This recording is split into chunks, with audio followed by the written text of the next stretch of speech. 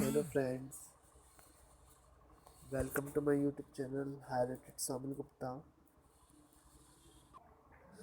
तो आज हम पढ़ेंगे comparison of Chordata with non Chordata. अभी तक मैंने 3 वीडियो बना दी है कॉर्डेटा के ऊपर। अगर आपने वो वीडियो नहीं देखी तो आप ज़रूर देखिएगा, बहुत हेल्पफुल वीडियो है। तो आज का टॉपिक शुरू करते हैं। और जो चैनल पर फर्स्ट बार आए हैं तो वो उस चैनल को सब्सक्राइब करें, और इस वीडियो को अगर अच्छी लगे तो लाइक करें। ओके, तो फीचर्स फर्स्ट है सिमेट्री। सिमेट्री सिमेट्री का मतलब होता है कि किसी भी बॉडी का दो भाग में विभाजित होगा।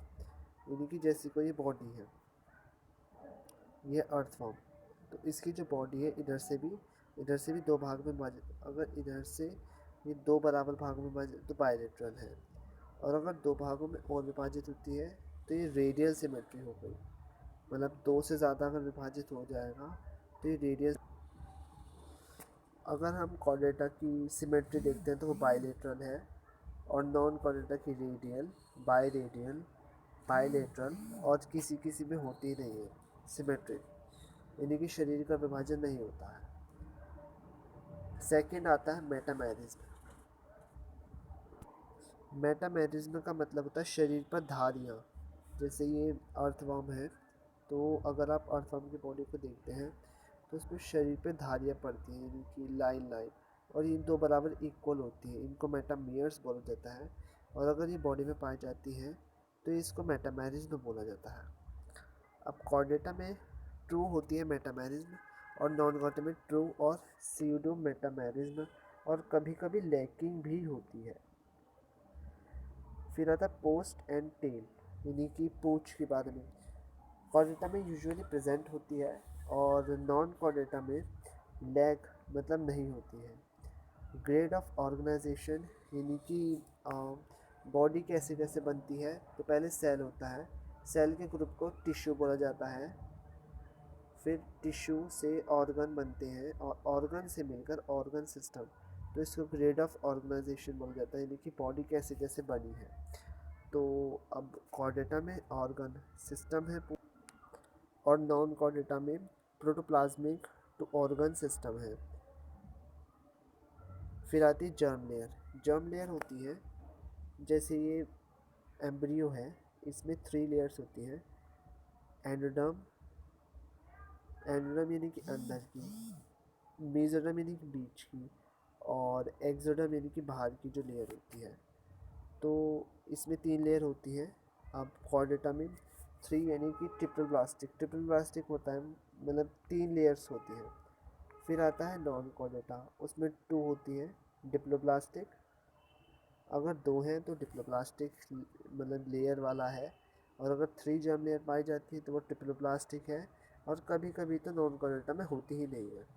फिर आता है सीलम, यानी कि जो एम्ब्रियो के अंदर जो द्रव्य भरा रहता है, जो पार्टिकल भरा रहता है, उस सीलम बोला जाता है।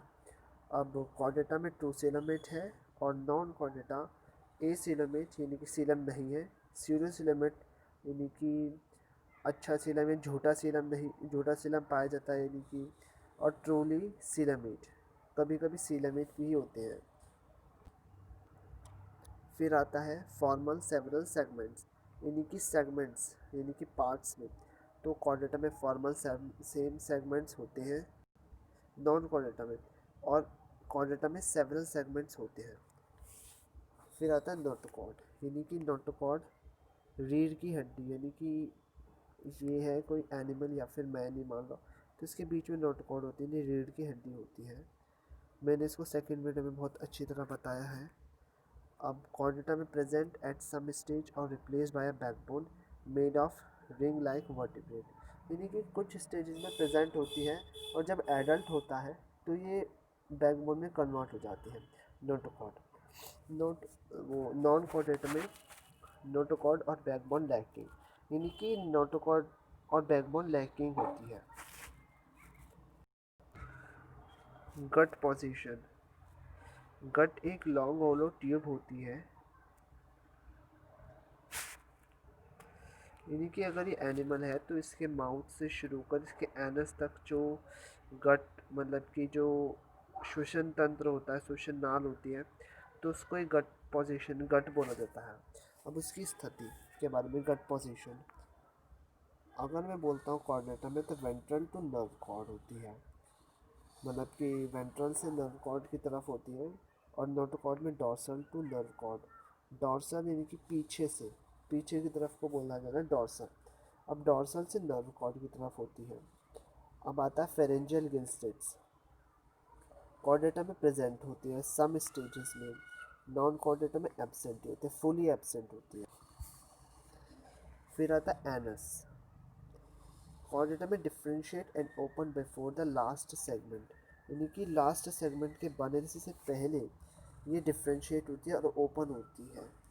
नॉन कॉर्डेटा में open on the last segment और एब्सेंट, यानी कि चाहे लास्ट सेगमेंट हो या नहीं हो, लेकिन एनस का द्वार हमेशा खुला रहेगा नॉन कॉर्डेट में।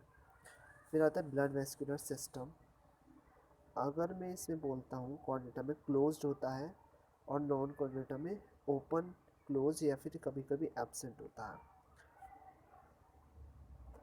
फिर आता है हिपैटिक पोर्टल सिस्टम, हिपैटिक यानी किडनी का जो सिस्टम होता है, कॉर्डेटा में प्रेजेंट होता है और नॉन कॉर्डेटा में एब्सेंट होता है। फिर आता है हीमोग्लोबिन, यानी कि जो रक्त में या खून में जो पाए जाने वाला द्रव है जिससे रक्त लाल होता है, उसे हीमोग्लोबिन बोला जाता है।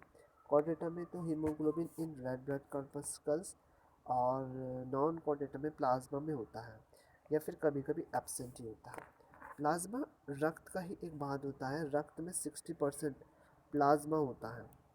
फिर आता है ब्रेन, ब्रेन अगर मैं कॉर्डेटा की dorsal to pharynx in head, यानी कि पीछे से फेरिंग्स तक होता है हेड, और नॉन कॉर्डेट में अबव फेरिंग्स या फिर कभी कभी एब्सेंट ही होता है। अब आता है नर्व कॉर्ड, तो नर्व कॉर्ड कॉर्डेटा में सिंगल डॉर्सल विदाउट गैंग्लिया, यानी कि एकल होता है, डॉर्सल यानी कि बाहरी तरफ होता है, और इसमें कोई धार या गैंग्लिया नहीं पाई जाती है कॉर्डेटा में। फिर होता है नॉन कॉर्डेटा में डबल होता है, वेंट्रल आंतरिक होता है, यूजुअली बेरिंग गैंग्लिया, इनमें धारियाँ होंगी, गैंग्लिया होंगी। जैसे ये जैसे ही फ्रॉग है, तो फ्रॉग में दो वो दाने दाने होते हैं जिसमें दानेदार लगता है, उसको ही गैंग्लिया बोला जाता है। फिर आता है roots of segment nerves, Chordata में डॉर्सल और वेंट्रल सेपरेट, यानी कि डॉर्सल बाहरी और आंतरिक ये सेपरेट अलग अलग होती हैं नर्व्स जो होती हैं। नॉन कॉर्डेट में डॉर्सल और वेंट्रल रूट और नॉट सेपरेट, यानी कि मिली हुई होती है, नॉन कॉर्डेट में सेपरेट नहीं होती है। नर्व की जो रूट होती है, नर्वस सिस्टम यानी कि जिससे हमारा तंत्र का तंत्र चलता है, जिससे हमें महसूस होता है, तो उसकी नर्व्स। फिर आता है रिप्रोडक्शन, यानी कि जनन, निषेचन, कॉर्डेटा में जो निषेचन सेक्सुअल होता है और नॉन कॉर्डेटा में असेक्सुअल रिप्रोडक्शन होता है। रीजनरेशन पावर यानी कि पुनरुद्भवन की क्षमता, यानी कि जैसे लिजर्ड है, तो अगर लिजर्ड की पूँछ कट जाती है तो उसमें जो लिजर्ड की जो पूँछ है बाद थोड़ी दिनों बाद अपने आप ही बनकर तैयार हो जाती है, तो उसको ही रीजनरेशन पावर बोलते हैं। कॉर्डेटा में पुअर होती है और नॉन कॉर्डेटा में गुड होती है। अगर मैं बॉडी टेम्परेचर की बात करूँ तो कोल्ड और वार्म ब्लडेड होते हैं कॉर्डेटा, यानी कि गर्म खून होता है, यानी कि कोल्ड और वार्म ब्लड का मतलब होता है कि जो अपने बॉडी का टेम्परेचर, चाहे कोई भी मौसम हो, चाहे विंटर हो समर हो, अपना बॉडी का टेम्परेचर एक समान बनाए रखते हैं, कांस्टेंट बनाए रखते हैं। और कोल्ड ब्लडेड होते हैं कि जो अपना बॉडी का टेम्परेचर कांस्टेंट नहीं बना पाते हैं, जैसे कि लिजर्ड गर्मियों में तो आती है, लेकिन सर्दियाँ आते हुए वो अपने बिल में या फिर कहीं पे छुप छुप जाती हैं, जिससे बाहर नहीं आ पाती हैं। और नॉन प्रेडेटर में ये कोल्ड ब्लडेड ही होते हैं। तो आशा है आपको ये वीडियो पसंद आई हो, तो अगर अच्छा लगा हो तो लाइक करें, चैनल को सब्सक्राइब करें अगर पहली बार जुड़े हों, और शेयर भी करें इस वीडियो को। Okay, thank you.